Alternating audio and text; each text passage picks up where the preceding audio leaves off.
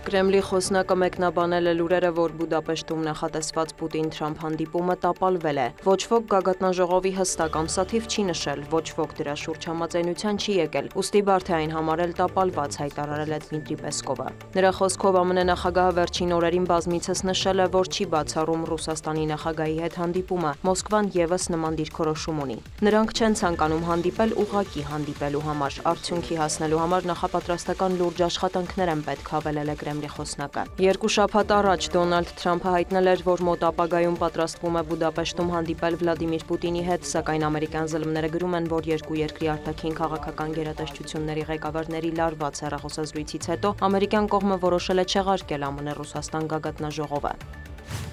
Ռուսաստանի փոխարտգործնախարար Միխայիլ Գալուզինը հերթական անգամ հայտարարել է, որ Մոսկվան բաց է ռուս-ուկրաինական հակամարտության կարգավորման և Կիևի ներկայացուցիչների հետ ուղիղ բանակցությունները շարունակելու համար։ Դիվանագետի խոսքով Ստամբուլյան բանակցային ձևաչափը վերսկսելու պայմաններ կան։ Գալուզինը մեղադրել է ուկրաինական կողմին քաղաքական կամքի բացակայության համար, մինչդեռ Կիևը բազմիցս հայտարարել է, որ պատրաստ է ցանկացած ձևաչափի քննարկումների, իսկ որպես բանակցությունների մեկնարկային կետ կարող է դիտարկվել ներկայիս շփման գծի սառեցումը և ամբողջ հրադադարը։ Զուգահեռ մարտերը շարունակվում են, կողմերը հայտնում են փոխադարձ հարվածների մասին։ Վոլոդիմիր Զելենսկին տեղեկացրել է, որ ռուսական ուժերը հարվածել են Սլավյանսկի ջեկին, ինչի հետևանքով կան զոհեր և վիրավորներ։ Սումիի շրջանում թիրախավորվել են բնակելի կառույցներ, հրդեհ է բռնկվել։ Վիրավորվել է 11 մարդ, այդ թվում 4 երեխա։ Նաև հարվածներ են հասցվել Սումիի և Խարկովի մարզերի երկաթուղային ենթակառուցվածքներին։ Ռուսաստանի ՊՆ-ն էլ հայտնել է գիշերը ուկրաինական 130 անօդաչու թռչող սարք խոցելու մասին։ Տեղեկություններ կան, որ Օրոլու մաթսների բեկորների ընկնելու հետևանքով տեղական ջերմաէլեկտրակայանի տարածքում սարքավորումներ են վնասվել։ Որոշ շրջաններում ջեռուցման և տաք ջրի մատակարարումը սահմանափակվել է։ Վլադիմիրում և Յարոսլավլում նույնպես էներգետիկ օբյեկտներ են տուժել։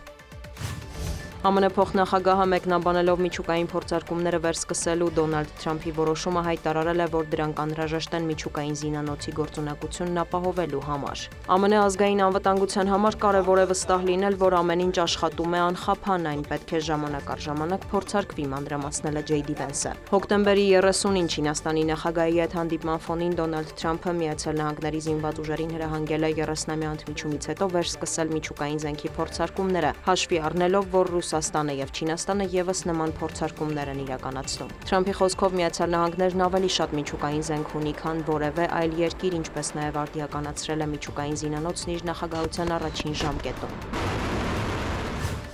Իրանի արտգործնախարարը հայտարարել է, որ Թեհրանը պատրաստ է կառուցողական բանակցությունների, եթե արևմտյան դերակատարները ևս ազնիվ ու հարգալից երկխոսություն վարեն։ Աբբաս Արաղչին շեշտել է, Իսլամական Հանրապետությունը թույլ չի տա իր հետ խոսել պատժամիջոցների, հրամանների և սպառնալիքների լեզվով։ Թեհրանից պնդում են, իրանական միջուկային ծրագիրը բացառապես խաղաղ բնույթ է կրում։ Արաղչին նաև դատապարտել է միջուկային փորձարկումները վերսկսելու Սպիտակ տան ղեկավարի որոշումը, այն որակելով հետադիմական, անպատասխանատու և լուրջ սպառնալիք խաղաղությանն ու միջազգային անվտանգությանը։